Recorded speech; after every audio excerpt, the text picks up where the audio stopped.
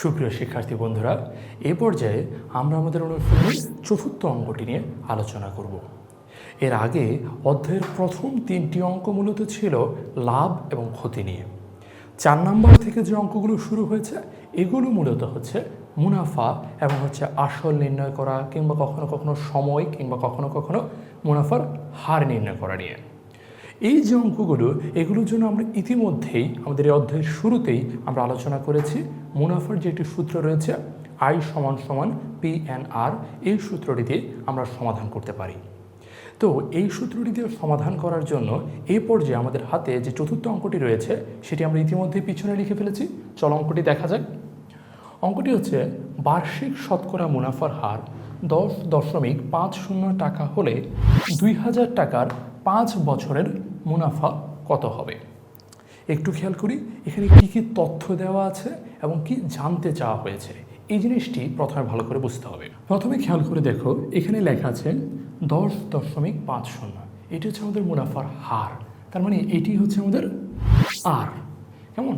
যদিও এটি শতকরাতে দেওয়া আছে, শতকরা থেকে সাধারণ যে উপায় রয়েছে সে উপায়ে অর্থাৎ সাধারণভাবে আমাদেরকে এটি নিয়ে আসতে হবে, সেটি আমরা অঙ্ক করার সময় নিয়ে আসব। পরবর্তীতে দেখো 2000 টাকা, এই 2000 টাকা হচ্ছে আমাদের আসল বা মূলধন। আমরা আসল বা মূলধনকে এখানে প্রকাশ করি পি দ্বারা। পি দ্বারা বোঝাচ্ছে প্রিন্সিপাল, সেই পি দিয়ে বোঝাচ্ছি এটি হচ্ছে আমার আসল। পরবর্তীতে লেখা আছে 5 বছর, অর্থাৎ আমার সময় দেওয়া আছে। এখানে দেওয়া আছে সময়, সময়কে আমরা প্রকাশ করছি এন দ্বারা। পরবর্তীতে লেখা আছে মুনাফা কত হবে, অর্থাৎ মুনাফা বা আয় মানে হচ্ছে ইন্টারেস্ট। এই মুনাফাটি আমাদেরকে বের করতে বলা হয়েছে।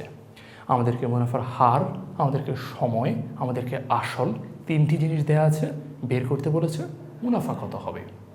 তো চলো শিক্ষার্থী বন্ধুরা, এ পর্যায়ে আমরা মুনাফাটি বের করে ফেলি।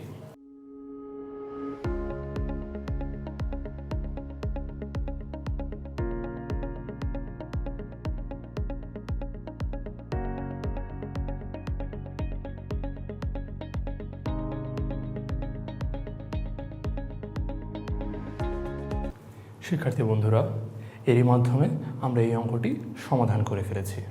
একটু ভালো করে লক্ষ্য করো, আমরা প্রথমে কি করেছি, প্রথমে দেওয়া আছে এটি লিখে যতগুলো তথ্য আমাদেরকে দেওয়া ছিল প্রত্যেকটি তথ্য ক্রমানুসারে আমরা একটির পর একটি লিখে ফেলেছি। এখানে শুধুমাত্র মুনাফার হার এটির মধ্যে আমরা একটু পরিবর্তন করেছি। কীরকম পরিবর্তন? মুনাফার হার 10.50% লিখেছি। কেন এই পার্সেন্টে লিখলাম? কারণ খুব ভালো করে লক্ষ্য করলে দেখবে এখানে একটি শব্দ লেখা আছে শতকরা। এই যে শতকরাটি প্রকাশ করার জন্য আমরা লিখেছি পার্সেন্ট। এই পার্সেন্টটি পরবর্তীতে তুলে নর্মালভাবে নিয়ে আসার জন্য আমরা পরবর্তীতে 100 দ্বারা ভাগ করেছি। এক্ষেত্রে খুব সহজ একটি নিয়ম হচ্ছে, তুমি যদি কোনো কিছুকে পার্সেন্ট থেকে বের করে আনতে চাও তাহলে 100 দিয়ে ভাগ করবে, আর কোনো কিছু যদি পার্সেন্টে প্রকাশ করতে চাও তাহলে সেটিকে 100 দিয়ে গুণ করবে। এরপর কি করেছি, 10.50 ডিভাইডেড বাই 100, 100 দিয়ে আমরা ভাগ করলাম। পরবর্তীতে আমরা দশমিকটিও তুলে দিয়েছি। এটি কীরকমভাবে তুলেছি, এই যে দশমিকের যে ফোঁটাটি এর জন্য বসিয়েছি 1, এবং দশমিকের বিন্দুর পর রয়েছে 2টি অঙ্ক, তার কারণে বসিয়েছি 2টি শূন্য।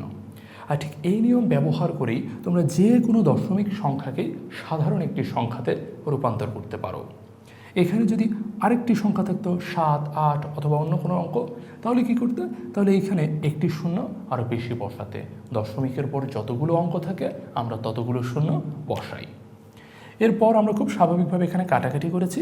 কাটাকাটি করে আমরা পেয়েছি 200/21, অর্থাৎ 21 ডিভাইডেড বাই 200। পরবর্তীতে আসল P = 2000 টাকা, এই যে এখানে দেওয়া আছে P = 2000 টাকা। পরবর্তীতে সময় n = 5 বছর, এটিও দেওয়া আছে n = 5 বছর। পরবর্তীতে যেটি বের করতে বলা হয়েছিল সেটি হচ্ছে মুনাফা। আমরা জানি মুনাফার সূত্র I = P/R। তোমরা কেউ কেউ অনেক বইতে দেখবে আরটাকে মাঝখানে লিখেছে অথবা এনটাকে পরে লিখেছে। এটি কোনো সমস্যা হবে না, কেননা আমরা জানি গুণের ক্ষেত্রে এরকম সামনে পিছনে যদি করি, অর্থাৎ আরটাকে আগে লিখলাম এনটাকে পরে লিখলাম, এতে কোনো সমস্যা হয় না। তো আমি এই জিনিসটি কেন করেছি, আমি কাটাকাটিতে যেন সুবিধা হয়, 5 দিয়ে যেন 200কে সহজে কাটাকাটি করা যায়, অথবা এইখানে যেন কাটাকাটি করা যায়, সেজন্যই করেছি। মাঝখানে লিখলেও তোমরা সহজভাবে কাটাকাটিটি করতে পারবে, এটি মূলত কোনো সমস্যা হবে না। পরবর্তীতে পি সমান সমান আমরা বসিয়ে দিয়েছি এখান থেকে 2000, এন সমান সমান আমরা বসিয়ে দিয়েছি 5 বছর, এবং আর সমান সমান আমরা বসিয়ে দিয়েছি 200/21। পরবর্তীতে এখানে আমরা কাটাকাটি করার পর আমরা উত্তরটি পেয়েছি 1050। সুতরাং আমাদের মুনাফাটি হচ্ছে 1050 টাকা। অর্থাৎ যেটি জানতে চাওয়া হয়েছিল মুনাফা কত হবে, মুনাফা হবে 1050 টাকা। আর এভাবেই মুনাফার সূত্র ব্যবহার করে আমরা এভাবে মুনাফা নির্ণয় করতে পারি। আশা করি অঙ্কটি বুঝতে পেরেছ। এই পর্যায়ে চলে যাচ্ছি আমাদের পরবর্তী অঙ্কে। সবাইকে ধন্যবাদ।